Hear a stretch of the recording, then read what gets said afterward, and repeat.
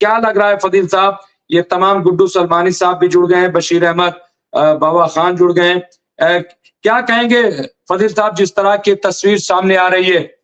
फदील अहमद साहब। हूती पर हवाई हमले चाहे जितना भी ये लोग कर लें, पर अमेरिका या इजराइल कभी भी वहां से 2000 किलोमीटर पड़ता है इजराइल से, और वो समुंदर पे कॉर्नर पे ऐसे बैठे हैं हूती कि उनसे लड़ पाना इनके लिए बहुत मुश्किल है। ये बीच बीच में एक आध गोले दागते रहते हैं, इसलिए दाग रहे कि उनके समुद्री जहाजों को हूती निशाना बना रहे, जाने नहीं दे रहे, सिर्फ इजराइल और अमेरिका के जहाज को, बाकी लोग का जहाज जा रहा है।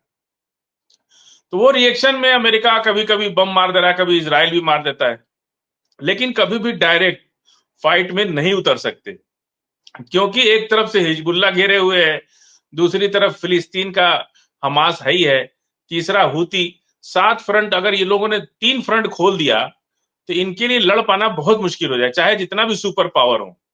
सुपर पावर चाहे जितने बड़े हों, इनके लिए हूती से, फिर फिलिस्तीन से, और फिर लेबनान से लड़ना आसान इसलिए नहीं है कि उनको आप अकेला मत समझिए। इस वक्त ईरान उसके साथ है, ईरान के साथ रूस है, रूस के साथ चाइना है।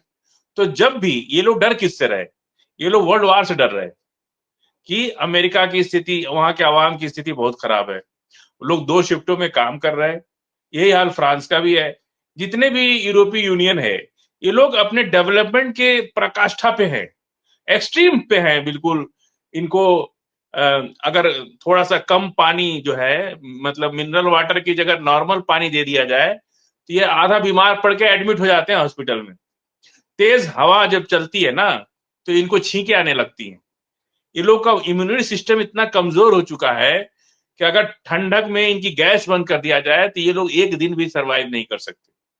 तो जितना यूरोपीय यूनियन के लोग हैं, ये इतना हाईली अपने को सिचुरेटेड माहौल में रख चुके हैं कि इनके साथ कभी भी कोई चीज ऐसी नहीं है जिससे ये सरवाइव कर पाए।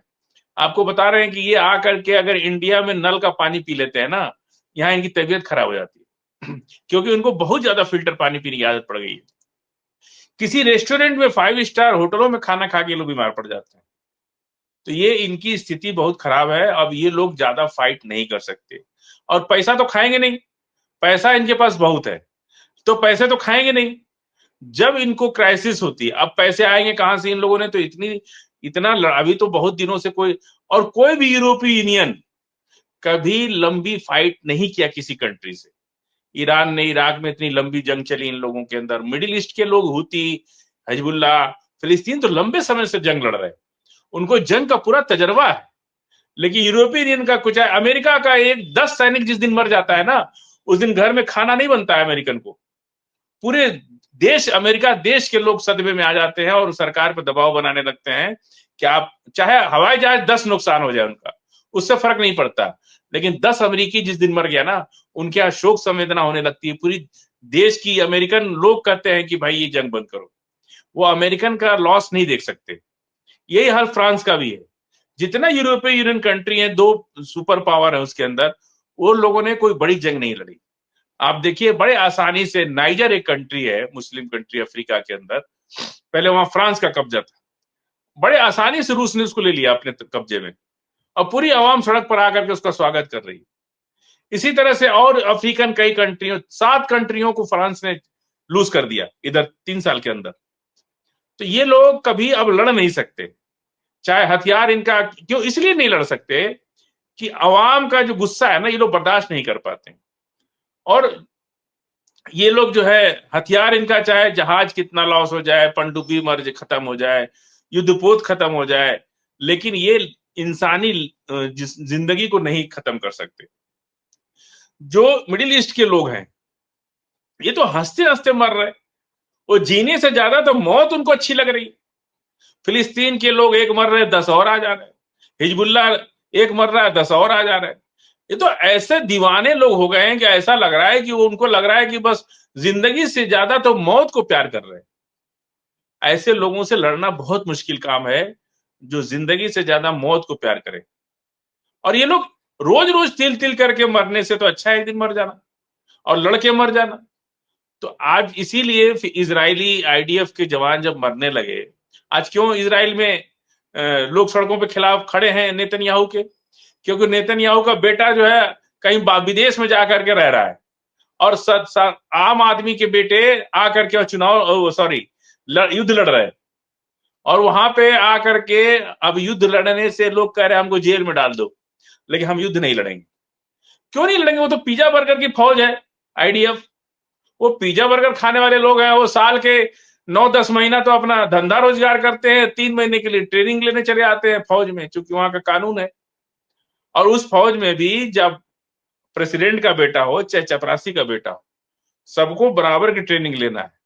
और इतना बड़ा करप्शन का चार्ज नेतन्याहू पे 3 केस रजिस्टर्ड, 3 केस में फास्ट ट्रायल कोर्ट में केस चल रहा है।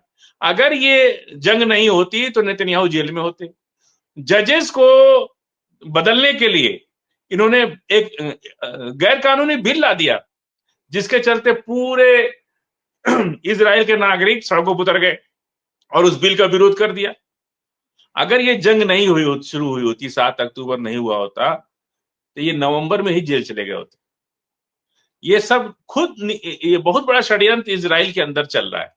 और उनका डिफेंस मिनिस्टर, ऐसा नहीं डिफेंस मिनिस्टर ने अपने से कोई बगावत की है, वो उनके पीछे इजराइल की बड़ी ताकत, बड़े नेता, बड़े लोग उनके साथ हैं अंदर से। वो नेतन्याहू को कैसे भी हटाना चाहते हैं, क्योंकि नेतन्याहू न सिर्फ इजराइल को बर्बाद कर देंगे, कल को अगर मान लीजिए हिजबुल्लाह और हुती और ईरान मिल करके हमला करे, तो इजराइल और अमेरिका साथ दे या ना दे, आसान नहीं है। अमेरिका का साथ तो दिया था यूक्रेन का, क्या हाल हुआ उसका? आधा से ज्यादा देश चला गया रूस के पास। ये पता है इजराइल को कि अगर अमेरिका, पूरा नेटो देश सब मिल के अगर साथ देते हैं इजराइल का, तो भी इजराइल के वजूद को बचाना बहुत मुश्किल काम है। अगर कल जा करके कब्जा करके नेतन्याहू को अरेस्ट कर लिया और वहां पे अपना झंडा गाड़ के पूरा इजराइल ले लिया, फजील तब क्या बचेगा इनके पास? फजील साहब, 2 चीजें बड़ी इंपॉर्टेंट हैं। एक तो अभी जो हम बता रहे थे कि ईरान और कतर में बहुत ज्यादा गठजोड़ हुआ है और बहुत ज्यादा, और ईरान एक दुनिया की सबसे बड़ी समुद्र के अंदर टनल बनाने जा रहे हैं। इसको आप कैसे देखते हैं इस रिलेशन को? क्योंकि कतर के बारे में आमतौर से ये था कि वो जो है इजराइल और अमेरिका से बहुत करीब है, लेकिन ईरान के साथ जो गठजोड़ है, इसको आप कैसे देखते हैं? और इसके बाद एक बहुत इंपॉर्टेंट सवाल, जो सऊदी अरब और ईरान के दरमियान एक नई चीज सामने आई है फौज के एतबार से, मिलिट्री के एतबार से, वो हम सवाल करेंगे। लेकिन पहले ये जो रिश्ता कायम हो रहा है, इसको कैसे आप देखते हैं, सियासी एतबार से भी और जो फ्यूचर है, भविष्य में क्या होने जा रहा है, उस एतबार से भी? टनल बनाने का काम आज से नहीं शुरू है, 12 साल से बन रहा है। अब तो ये फाइनल स्टेज पे है। और कतर उभरता हुआ कंट्री है, मतलब उसका मुकाबला दुनिया में कोई नहीं कर पाता है।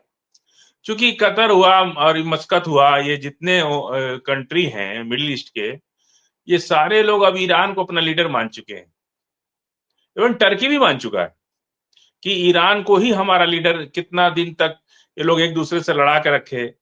कतर जो है वो सबसे वर्ल्ड की मानी सबसे बड़ी इकोनॉमी है आज की डेट में, उससे बड़ी इकोनॉमी किसी के पास नहीं है। और वहां पे आबादी कम है, लेकिन रिसोर्सेज बहुत है उनके पास। और कतर ने एक हमला जो है देख लिया है कुवैत ने, तो कतर जो है वो अब फीफा वर्ल्ड कप करा दिया, अब टनल बना रहा है। गैस का वो सबसे बड़ा बाजार है, पूरे यूरोप में गैस जाती है उनकी, तेल भी है और बिजनेस भी है। आज भारत से कम 20-30 लाख लोग वहां जाकर रोजगार करते हैं। और ये जब बन जाएगी तो इससे दोनों कंट्री के बीच में जो सफर है वो बहुत कम हो जाएगा।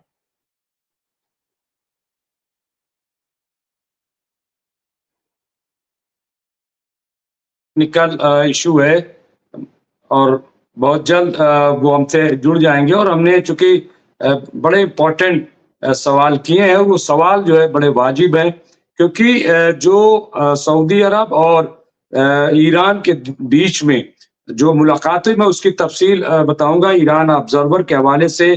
खबर आई, फजील साहब जुड़ेंगे। फजील साहब कंटिन्यू करें, फजील साहब। जी जी, आवाज रिपीट हो रही। जी जी, एक बार हम लीव होकर दोबारा जुड़ते हैं।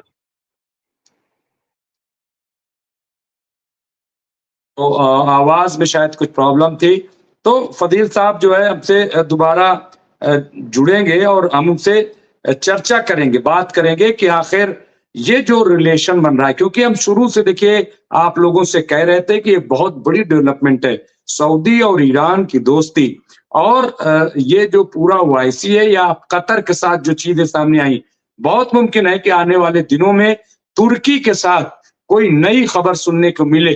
तो इस तरह की ये जो डेवलपमेंट है, ये इस बात के ठीक है, हमले हो रहे हैं, लोग मारे जा रहे हैं, इसमें कोई दो राय नहीं है, लेकिन मुझे लग रहा है कि इस तरह से भी चीजों को सोचने की जरूरत है, देखने की जरूरत है। और कई बार बहुत सारी चीजें सामने नहीं आती हैं, बहुत सारी चीजें सामने लाई नहीं जाती हैं, लेकिन अंदर, क्योंकि जब दुश्मन घर तक मौजूद हो तो ऐसे में हर चीज जो है वो जाहिर नहीं की जाती है। लेकिन कितनी बड़ी प्लानिंग है, आप बताइए। टनल जो है, जी कंटिन्यू करें फजील साहब।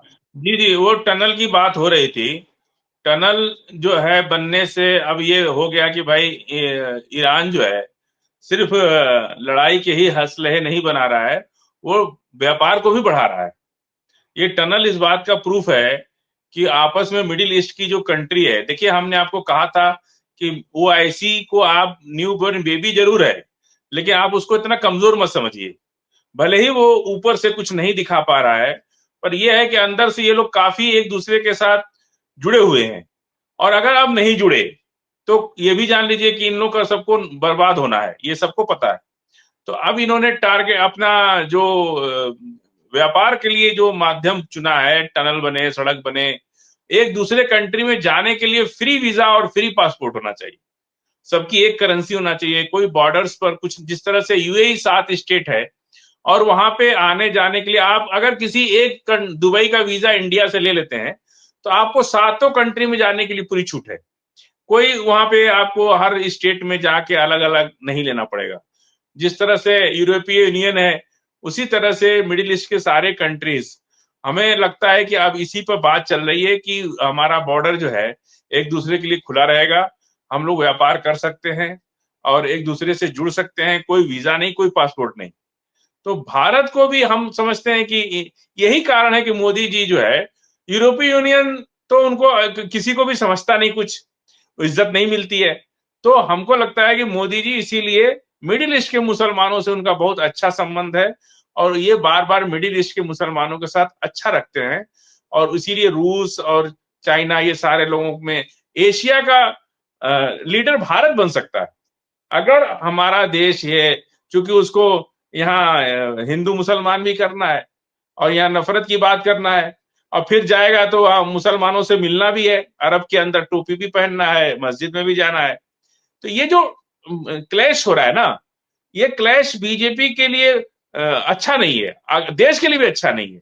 इस क्लैश को अगर ये खत्म कर दें प्रधानमंत्री जी, भारत के अंदर जो हिंदू मुसलमान का क्लैश है, अगर ये खत्म हो जाए तो मिडिल ईस्ट का पूरा लीडर जो है, क्योंकि चाइना और रूस को हर कोई नहीं मानेगा, चाइना और रूस को पूरा मिडिल ईस्ट नहीं मानेगा, लेकिन भारत को मान लेगा, क्योंकि भारत के रिश्ते आजादी से लेकर आज तक बहुत अच्छे हैं, चाहे कोई भी प्रधानमंत्री रहा है।